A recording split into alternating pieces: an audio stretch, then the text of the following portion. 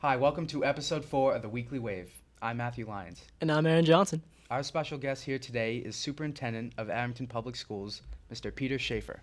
How you doing, are Peter Schaefer? Good afternoon. Good to be here. Thank you for having me. Thank you for coming. All right, so first of all, congratulations on contract extension into 2023-2024. I love having you here. You're a great superintendent. Thank you, Aaron. You're welcome. But what do you intend to do with all this new time? So, if I could just back up a little bit on it, I've been in Abington for quite a while. I've served most of my professional life here in Abington. Yeah. I've been in different districts. I started in Springfield, and I went to Silver Lake, and then I came to Abington. I have a loyalty to Abington that I won't be able to shake. So I'm very appreciative that I'm able to finish my career here. And I sort of see it as my last chapter in the book, and the chapter hasn't been written yet. So I've really been fortunate in all of my experiences in the districts I've worked in, including Abington, to I get out of bed in the morning and I'm glad and happy and very fortunate, and I feel it's a gift to come and do this work. And I want that last chapter to be the best chapter in the book and exciting, and I'll derive that from the work itself. And Right. so, we came through some difficult times in Abington with the recession to end all recessions, not to Yeah. over or understate it, but it was awful. And we took the school system apart. We closed schools. We cut programs for kids. And now we've been on this trajectory where we're building and on a great upward spiral. And it's not just about the new building. It's lots of things. It's programs. We're sitting in one of them. Yeah, this is a great studio. And it's exciting to be able to do these kinds of things. Full-day kindergarten was another exciting thing to be able to do for the community. And in the next couple of years, what I see that we need to do is we need to take a look at this configuration that we have very strategically in terms of the services that we're providing as all of the children move through this system, and including before they graduate Abington High School. And with this new with different grade configurations now in different buildings, how do all those go together and fit together in a progression so that one grade isn't a jump up for students? It's this natural transition, and they grow and they develop from pre-kindergarten through 12th grade till they graduate and go for high school. Creating experiences that are more interactive in classrooms so that they're more student-centered, more that can lend itself to technology, which I know we're going to talk about, but can also lend itself to other activities. So there are these more student project-based experiences, more engaging. So you can engage in your classes by sitting and listening. You can also engage in your classes by sitting and listening and in doing and creating. And again, we're sitting in a good example of that. This is the creation of something that's amazing, where you guys are taking your skills and your talents and you're actually synthesizing all of this into a product. Thank you very much. So those kind of engaging, interactive things are the future. But it's not just because that's a buzzword or a cool thing to do. It's because that's what the world's going to expect of you when you graduate from Abington High School. Those are the individuals that you're going to need to be able to be competitive in our society. So technology obviously goes along with that. But there are other experiences that don't include technology, and I know we're going to talk about technology. So the other piece I think that's important for us in the future is, and it's not a new thing, but society is always new. Society always has new challenges for us. Right. You guys are faced with issues in society, whether they're political issues, whether they're issues of race, whether they're issues of religion, whether they're issues of whatever the issue is. Our society is loaded with challenges. Global warming. I mean, you name it. We need to prepare our students to be ready to meet all those challenges in a place that's a comfortable place socially and emotionally for you to go to school. So we're trying to do all of this while, and this is not a new thing. People have always wanted your schools to be places that people feel comfortable. But I think with the violence in schools, I think with some of the exchanges that are going on in the political forum, not taking a side on any issues, those things play out in schools. Yeah, very true. And so we've got to sort of redouble our efforts around creating a place where if you're going to raise your hand in class, you don't have to worry about haters. Is that still a thing? Yeah. Haters.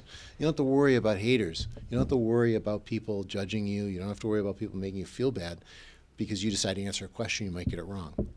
Because people thrive best in a place where they feel comfortable, where they can be themselves and express themselves and rise to the occasion.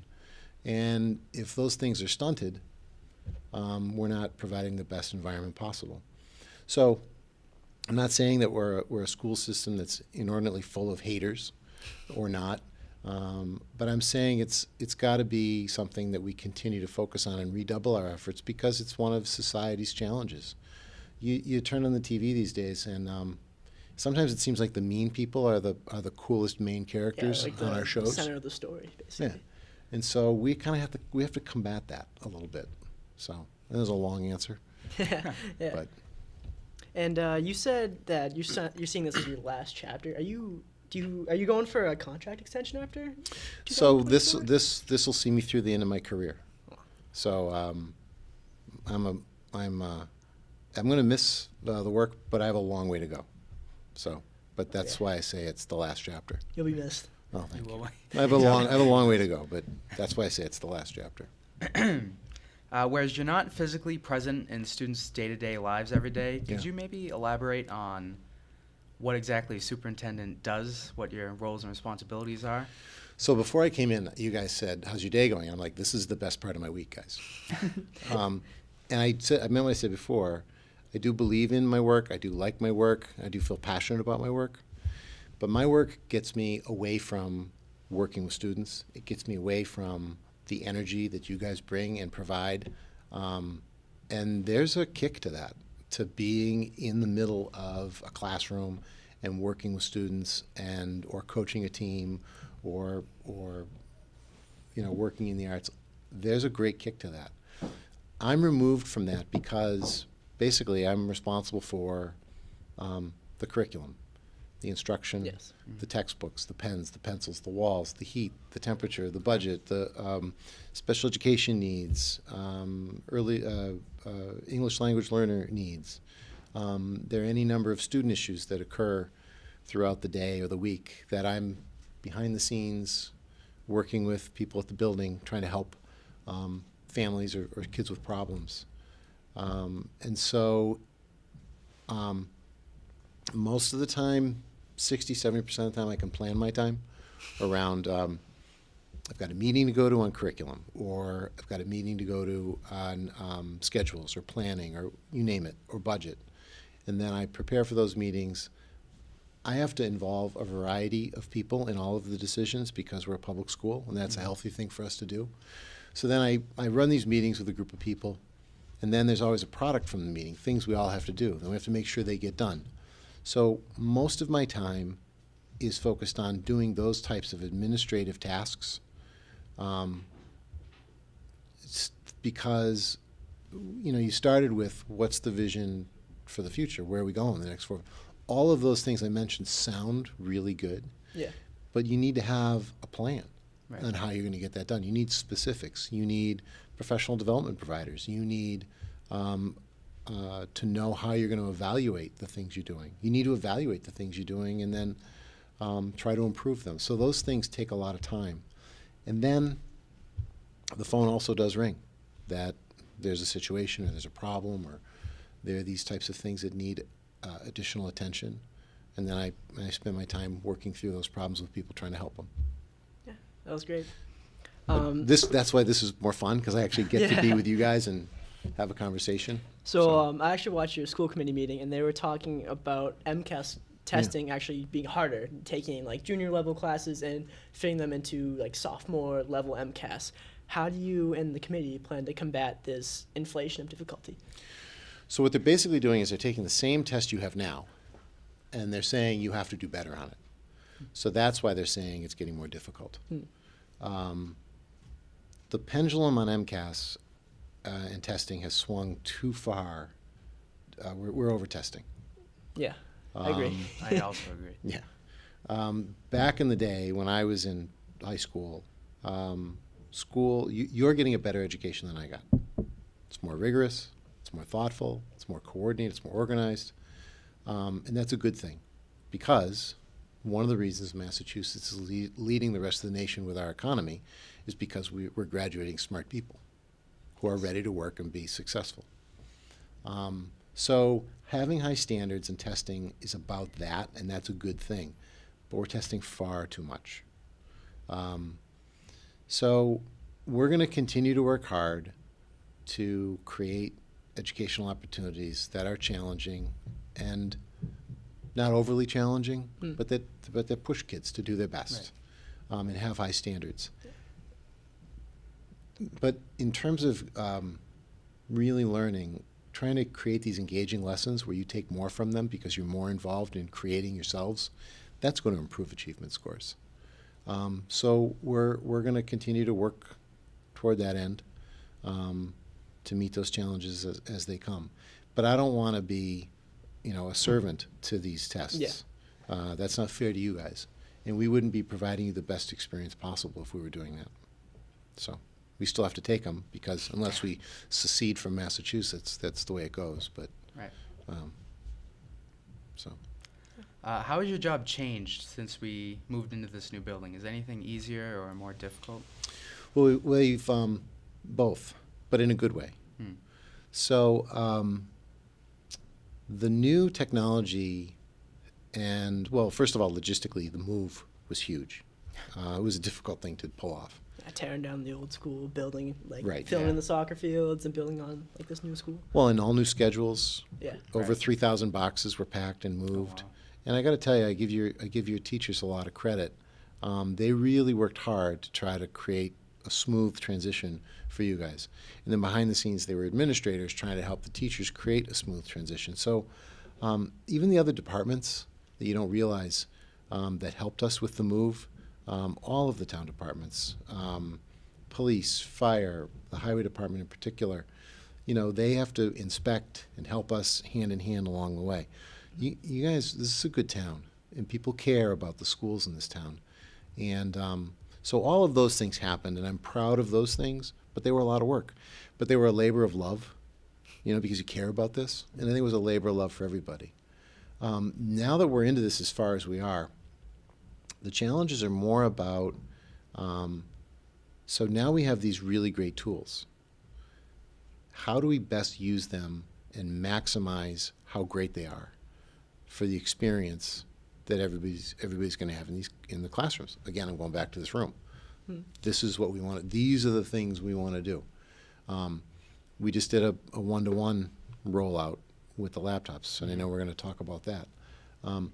So you can pass out a bunch of laptops and pat yourself on the back that you've done a great job, but you really haven't done anything unless people are really diving into them and using them effectively.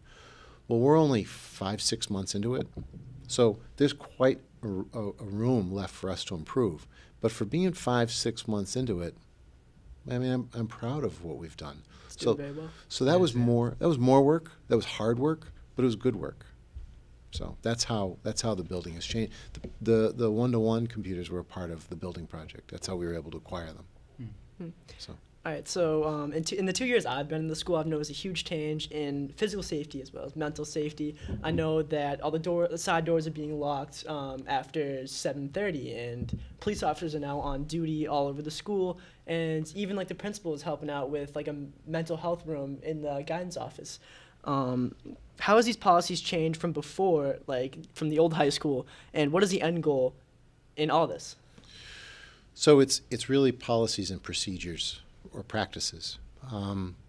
So there are new policies in place, new agreements, in terms of collaborative agreements with the police department and things like that. That's new, and we've always had something in place and then Massachusetts came out with a boilerplate for what it should look like, and then we revamped it to look like that.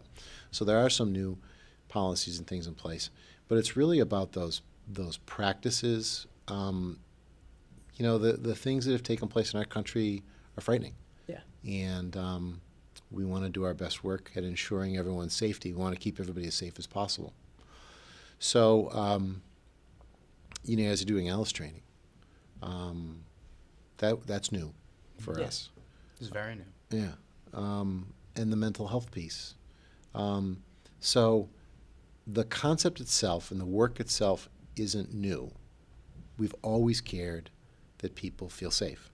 We've Yes, obviously. always cared that people feel emotionally or not only physically safe, but emotionally safe. Nobody's ever wanted to tolerate or has tolerated bullies. But there's a new focus on it as society continues to change. And so we have to be responsive to that. So you've named a lot of it already. School resource officers. Yes. Mental health pieces. You guys in your health classes are doing signs of suicide. Because there are people among us that struggle, and we want to help them. So we're trying to do everything possible, everything you can think of, to create that environment and to help those people who are struggling, so that we can have the best and the most productive and the safest school system possible. It's great. You already mentioned that we are in the middle of a transition to a one-to-one school. Could you maybe talk about how how important you think it is that teachers implement technology into their lessons? So here's the thing with the one-to-one, and this not people sometimes think this is a sort of an odd thing to say. The computers aren't going to improve our achievement scores. Like the studies show that's not what happens. However, the use of the computers will help all of our students be successful individuals when they move on to college or the work world or the military. I ambush your classmates after they graduate as soon as I see them a lot of times, and I say, okay, so what are you using in college? What weren't you prepared for? What technologies are you using? Do you use a laptop? Do you use a tablet? Do you use a Chromebook? What do you use? They're using laptops mostly. Most college students are using laptops, far and away. When you go to the world of work, you're going to be using technology. So you guys are sophomores? Yes, we are. So by the time you graduate from high school, 3 years from now, 2.5 years from now, sorry, you go to college after that, or if you don't, the technology over that 2.5 year period or that 5.5 year, 6.5 year period when you graduate from college, I have no idea what the tools are going to look like. Yeah, it's always adapting, always changing. It's going to change. Yeah. But immersing you in problem solving and how to process information with that technology will help you for the rest of your lives. So in a school like ours, you've got a social studies teacher, you've got science, math, art, music. You've got specialists in all these different areas. Mm-hmm. So just not to pick on anyone in particular, but if you've got a science teacher, the uses and the applications of those laptops, you're going to be using temperature gauges and probes and sensors to do lab work. Yes. Well, I mean, that's what we want you to do. Mm-hmm. And that's going to be different than a social studies teacher where you're going to be learning what primary sources are, or, we want to guard against fake news. So that you're a very conscientious and critical consumer of information out on the World Wide Web. Well, that skill that you're developing now using the one-to-one and the technology, you're going to use for the rest of your life because you're going to vote, hopefully, in all of our elections in our democracy. It's important for our democracy that we do this for you. It's important that you use these applications in different areas, in the music and the arts, so that you can use these things later in life productively and successfully and be a critical thinker and problem solver with them. So that's what we're really trying to do with the one-to-one initiative. Also, you're not going to graduate from a college that doesn't have an online component to it at some Yeah, point very in your true. college career. So, shouldn't we be doing that for you? And so that's what the one-to-one is mostly about. And at the elementary level, we've pushed a ton of technology down to the elementary level so that they're not taking them home.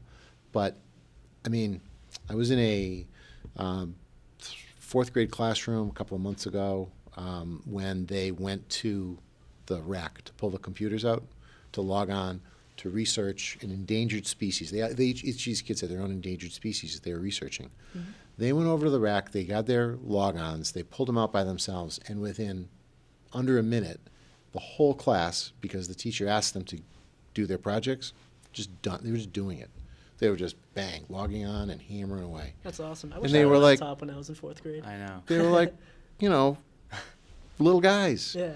And it's huge Yeah. because they're going to go to 5th grade having that skill. They're going to go to 6th grade having more skill. And so like I said, as a system, we need to layer these things appropriately on top so that you can get more and more resilient and better at these things. 5 years ago, a teacher would have said that, and they would have been like, what's my logon name? What do I do? How do I turn it on? When you start working with little guys with a mouse, and you say, move the cursor, move the symbol, move the icon up the screen, move it up, they pick the mouse up off the table because up to them means up. They don't know you roll it forward. Mm-hmm. So these, the integration of technology and digital literacies start at the earliest ages, where kids are learning actually how to drag and drop things at kindergarten. So That's awesome. Yeah, it's exciting. Yeah. All right. I know it was a long answer. Oh, no. It's No, completely I know we kept you for a long time, but in your meeting as well, I quote your meeting a lot. You talked a lot about transparency to parents and students, and Yep. a lot of parents and students actually watch our show. Do you have anything to say? Are there any issues or educational matters that you'd like to kind of put in a spotlight for these parents and students? I think that our biggest challenges are around what's going on in society, and everything that plays out in society plays out in our schools. Very true. And you watch the news, and you get shocked that this is happening here, this is happening there, all over. You watch the. I'm not going to name any channels in particular, but watch the local news. And I don't know. I'm almost ready to dig a hole and climb in it because I feel like the world's falling apart. So I think there are two things. Everything that happens in our society does play out in schools, and it's our job to help develop individuals to be ready for whatever's going to happen in society. And it's unpredictable. And so we try to get as much information to people about things that are going on as possible. And people get very nervous because of what they see in the nightly news. We're going to continue to try to do that for people. But if you have a question, you should just pick up the phone and call the school. Yeah. I know sometimes, somebody's, earlier in the year there was a student who was missing, an elementary student, and the parent was frantic looking for him. So they went on Facebook to ask people if they saw their child after school. And I said, why don't you call the school Yeah. and ask them, where do you think my son or daughter went after school? So society and mass media are wonderful tools, but they're also dangerous because they can create this sense of apprehension and this panic in people. Pick up the phone, call us. We'll talk through anything. Don't necessarily go out on social media to answer all of your questions. They're not always the best source. Be a critical consumer of that information. It's just the world that we live in. So. Yeah. Thank you so much. Yeah, it was honestly great That was having it? you here. Ask me some more questions. This is the best part of my day. So, That's all we got for you. how is? Can I ask you guys a couple questions? Of All right. course. It's only fair. How is it? How is sophomore year at Abington High School? I love it, honestly. You can tell me the truth. No, it's honestly good. it's great. Like, I've noticed myself kind of being invested in a lot more programs, and like we're doing this. I'm part of the Right. Green Wave Gazette. I'm really starting to take a grasp of all like that the school system and you are offering us, and it's been great. I, as well as I think other students, they feel a lot more comfortable. Because when you walk in this new building and you're a freshman, you're kind of like, whoa. Mm. Oh yeah. And you feel like the world's against you. But now that you're a sophomore, I feel a lot more relaxed, even though I'm doing all these new programs. I don't know if this is because my previous years I've had some practice, but I can manage my time a lot better than in freshman year. And I feel that too. yeah. You guys going to think about a career in media somewhere, Oh, somehow? definitely, yeah. See, I love to create things. So my profession, I want to be like an engineer, like a mechanical engineer. That's why I'm doing this. I love creating a show. I love I don't know. I love building. Okay. So if I can do that on a day-to-day basis for my job, that's my dream job. I love to build, and film and media. You build like movies and things like that. So I can go either way, but I just want to have a job where I create my own creations, basically. Okay. Yeah. I also like to create, but I'm thinking a lot more artistically. Right now I do the film club, Mhm. and I love it. It's my second favorite. Makes like club 22-page scripts. It's nuts. Yeah, I take it very seriously because this is something I definitely want to pursue after high school and college. Okay. And this is great practice. Can I have a walk-on in one of your movies? Like I'll be a Oh, background person. I'll do Like a waiter. something, order- yeah. anything. No lines. just somebody walking through the back. Yeah, definitely. I appreciate that. Thanks for having me, guys. Thank you for coming. It's been awesome. Thanks for watching. Special thanks to Superintendent Peter Schaefer, not only for the mugs, for the thoughtful answers. Tune in 2 weeks from now to see an all-new episode of The Weekly Wave. Make sure to follow us on our Twitter, Instagram, Facebook, and YouTube at the Green Wave Gazette. Thanks for watching. Goodbye.